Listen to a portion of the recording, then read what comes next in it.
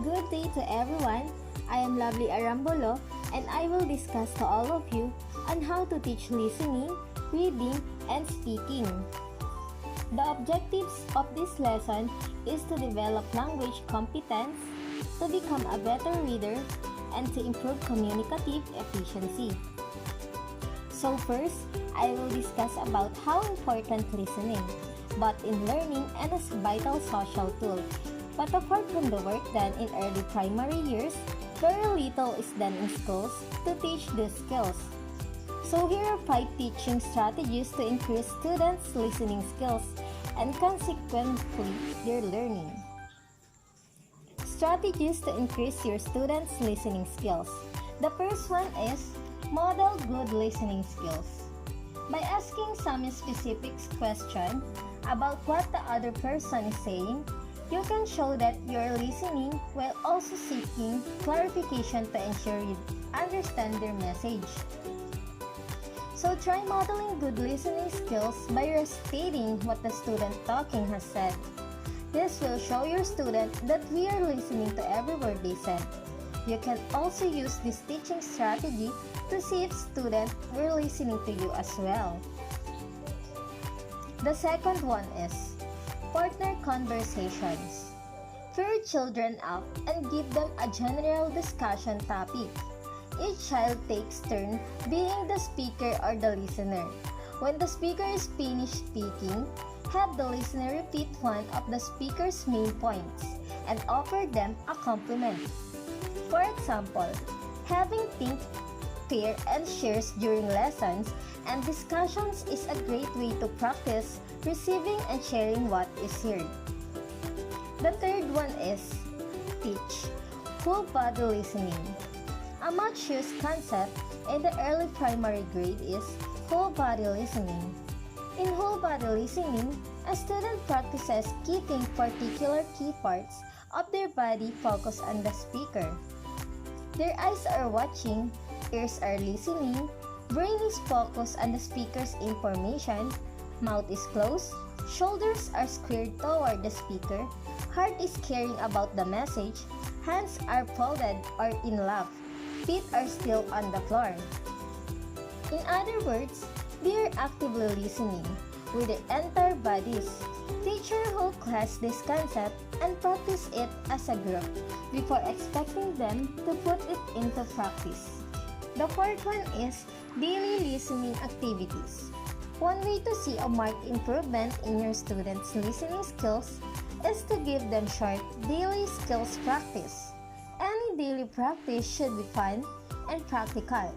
In this case, the skills should include encouraging kids to focus on oral instructions, visualizing the task given, and completing them accurately. For example, give them short instructions verbally for completing a task, or 2 or 3 tests in succession, depending on their age and cognitive development, and have them practice listening and completing the task without repeating the instructions. The fifth one, the storytelling listening game. In this game, you start a story with a beginning phrase, and then each child in the classroom adds one word to the story in turn. Students must be active participants and follow the story closely so that when their time comes to add a word, the story will make sense. Activities and games. It includes blindfold walk, listening with flashcards, secret message, guess what it is, and put it in order. Sometimes, we forget the power of the read aloud when talking about comprehension practice. It is so important that your students are active listeners during read aloud. So after the discussion of listening now, I will discuss about reading strategies for learners. What is reading? Reading is a fundamental skill that we all use every single day. Reading strategies are deliberate, goal-directed attempts to control the modify the reader's effort to decode text, understand words, and constructing meaning of text. Teaching reading strategies to help elementary students is so very important. It's no secret that developing proficient reading skills from a young age is essential not only for academic success in all areas and stages of life. However, reading can be a challenging skill that many students struggle to master. And as a future educator, we want nothing more than to help our students become comfortable and confident readers. So now, I'd like to share with you a few strategies on how to teach reading. Teaching reading strategies. Number 1 is previewing. What is it? The reader processes the article before actually reading the text. And how to use it?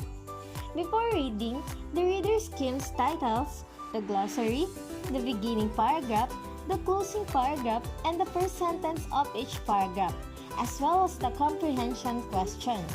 It is important because the reader can form an idea about the characteristic of the text, including topic, organizations, and difficulty levels. The second one, anticipating. And what is anticipating?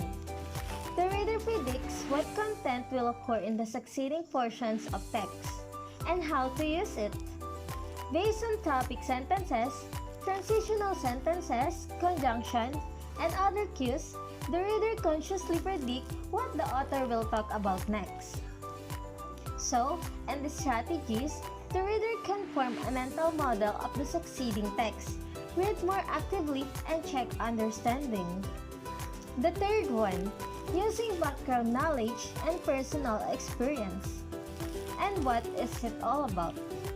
The reader uses his or her general knowledge and personal experience to facilitate reading comprehension. And how to use it?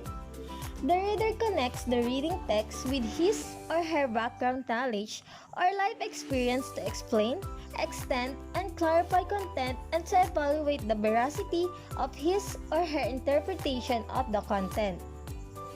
The use of background knowledge may facilitate comprehension. The reader can gain a deeper understanding and develop personal relationship with the context. The fourth one, formulating questions. What is it all about? The reader raises questions while reading. And how to use it?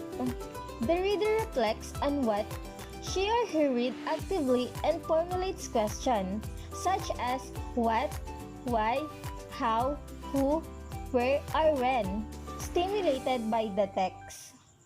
So, reading is an interactive processing instead of passive receiving. The reader should be actively involved in the process of meaning co-constructions. The fifth one, attending selectively. What is it all about? The reader selectively attend to a specific aspect of the comprehension test and skim other aspects. And how to use it? The reader pays more attention to portions of greater importance, such as the topic sentences, main ideas and conclusions, and contents related to comprehension questions, and skim less important portions such as supporting sentences, detailed descriptions, multiple attributes. And it is important because the reader can save time, reduce cognitive load, gain a better mastery of main points and the text structure, and answer follow-up questions more effectively. The sixth one, identifying the main idea. What is it all about? The reader identifies the main idea of a whole text and how to use it. The reader reflects, summarizes the reading text, and identifies the sentences that contain the main idea. The reader should pay more attention to the first and last paragraph and the first sentence of each paragraph, which usually contain the main idea. So, the reader can have a better understanding of the theme and substance of the text. The seventh one, identifying key sentences of a paragraph or portion of text. What is it?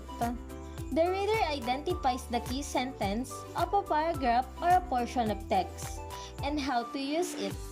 The reader identifies the key sentences and understands the main idea of a given paragraph. She or he should pay more attention to the first few sentences of each paragraph, which are usually the key sentences. So, the reader can gain a better understanding of the main point of a certain paragraph or portion of text. The eighth one, making a summary.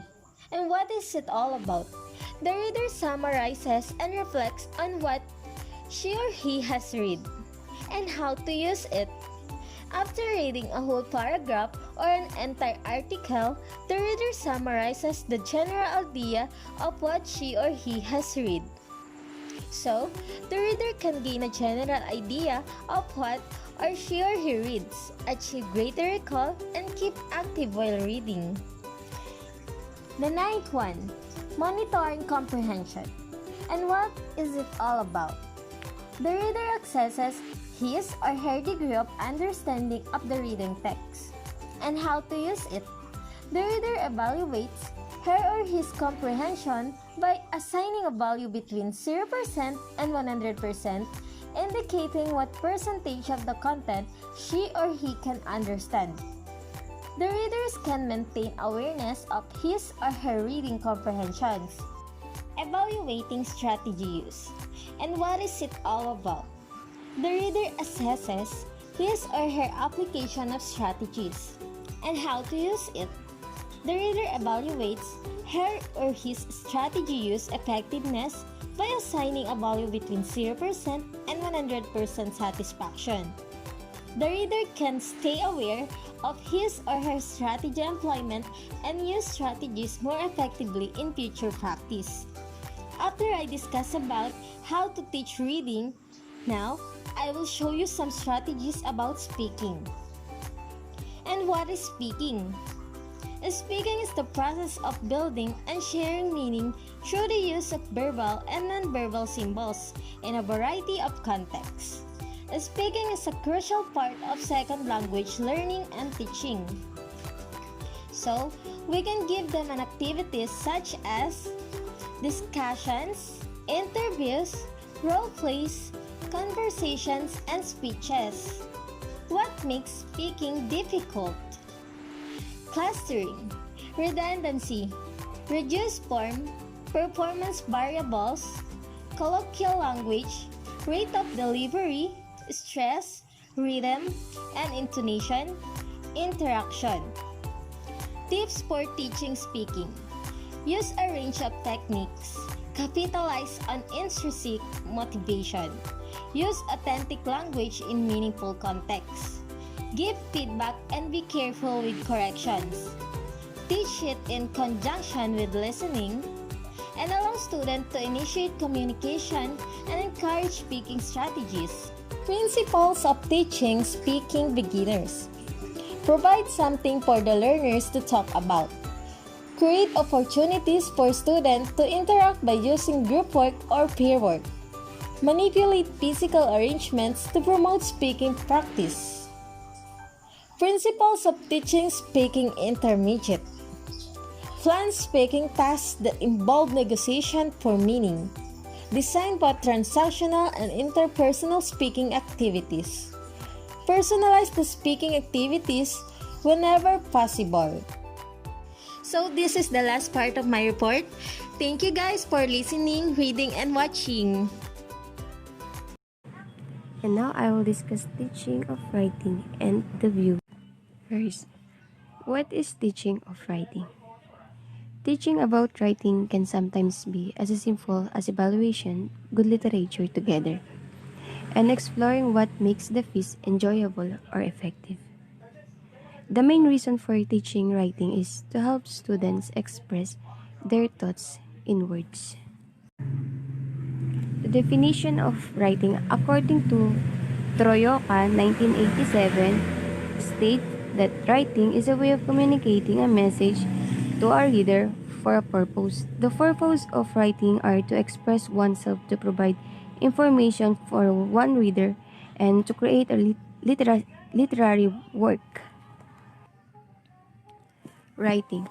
Writing is one of the communication skills that are important in all subject areas in the curriculum. Writing is a process of using symbols to communicate thoughts and ideas in readable form. And also, writing allows for a more meaningful and in-depth transmission of ideas compared to the speaking. According to the article that I read, students need a variety of experience in writing, speaking, and listening. In school and in life, students face a diversity of circumstances that require language skills. For this reason, experience with a variety of reading, writing, and speaking activities in school help learners acquire the skills they need to be successful. They need, for example, to practice varied kinds of writing. Teachers may present general guidelines for all writing, but specific types of writing, such as a poems and essay, may require a specific lesson. Students also can benefit from practice at writing about the results of their own research, as well as expressing their own feelings and experiences. The writing strategies involved in each form usually required explicit teaching, frequent practice, and information given to students about their progress. Writing skills. Beginning students can benefit from the learning and practicing one skills at a time. Writing is the final product of several separate acts that are usually challenging to learn simultaneously. Among these separable acts are note-taking, identifying a central idea, outlining, drafting, and editing. Both young and old people can encounter the discouraging writer's block if they engage in more than one or two of these activities at once. It is difficult to start writing a report, for examples, without a central idea and notes to support it. Often, the more detailed an outline, the easier is the writing. People frequently find that they can finish faster by writing at first draft quickly and then editing and revising this draft. Great writers encourage students to attain excellence, even great writing skill. To become better writers, students may need to read good, even great literature that can serve as a model for their own efforts. Hearing and reading about the lives of great men and women writers and how they developed their talents may stimulate them. And also, direct contacts with professional writers such as novelists and news reporters may be inspirational. Inquiry and discovery also inspire great writing, having topics that a person cares deeply about as a consequence of personal interest and investigation may prove decisive for fine writing and even lead to a life devoted to writing. The writing process. Pre-writing. Time to think. The writer establishes and clarifies the purpose of writing. Brainstorm possible topic, collects pertinent material, identify an audience, chooses an appropriate form of writing, and establish an initial organizational strategy. The teacher helps students select topics, encourages them to talk, to generate ideas and language about the topic, provide resources, suggestions, and materials, and discuss appropriate format and audience. Next is drafting.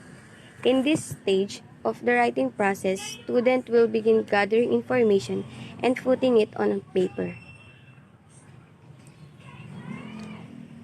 The teachers offers encouragement, help organize informations, give assistance, focusing on the topic, provides enough time and structure to ensure students get off a good start. Next is revising. The writers narrows down topics, eliminate irrelevant writing, reorganize writing, write additional drafts and research information, content quality, clarity, smooth flowing, ideas, and descriptive language is emphasized. Teachers encourage peer revision session and encourage students to talk to other students about their writing and add, cut, and reorder their writing. Next is proofreading. Writers should correct mechanical errors, spelling, punctuation, and capitalizations. Writing should be read aloud before the final copy is made. The teacher should encourage peer proofreading, provide vocabulary, give instruction of specific skills, help students evaluate their writing, and encourage students to consult reference and materials. And last is publishing. Time to share. Writer makes their final copies and share their finished work. Writers feel that their writing is important when they share. Next is viewing. Viewing. Students acquire informations and appreciate ideas and experience visually communicated by the others. Viewing refers to the ability to perceive meaning from visual images, meaning it's specific pictures you can automatically say it what is all about. It is all about love or it's all about happiness. Next is the process that supports oracy and literacy, broadens and communicate their ideas, and also nonverbal communication is part of a viewing. Examples of viewing is a picture interpretations where you analyze those pictures based on your ideas and on your own opinion. There are two types of viewing, visual literacy and critical viewing. Visual literacy, the ability to interpret the meaning of visual images, and the ability to construct effective visual in order to convey ideas to others. Next is critical viewing. Viewer carefully to comprehend and evaluate information presented by television, video recording, and other visual media. Critical viewing, just as in reading, writing, and speaking, viewing entails giving attention to facts, relationship, inference, and to critical analysis. Problem of viewing. One of problem of viewing is having a poor eyesight, and the second is the bad penmanship of a professor in a discussion. The solutions for having a poor eyesight is wearing eyeglasses. And the second problem, you suggest to the professor to make a PowerPoint presentation so that it can be readable and understandable.